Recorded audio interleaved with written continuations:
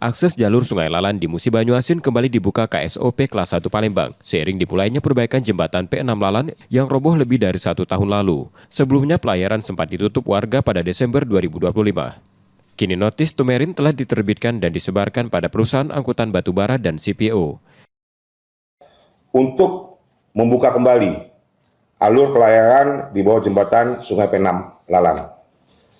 Nah, pembukaan ini akan kami buat dalam bentuk notis tumerin. Notis tumerin ini adalah suatu pemberitahuan kepada nakoda kapal, operator kapal, dan perusahaan pelayaran untuk sekiranya dapat kembali melewati kapal, melewati alur Sungai Lalan dan dapat melintas di jembatan P6 dengan meskipun dalam kegiatan revitalisasi pembangunan jembatan tersebut.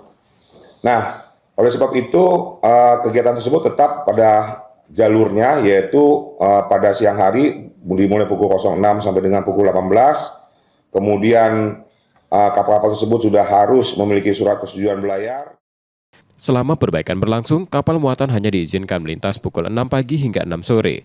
Pembukaan akses ini juga telah dikoordinasikan dengan pemerintah provinsi dan instansi terkait. Reski Oktora, Muklas Diferensial, Kompas TV, Palembang, Sumatera Selatan.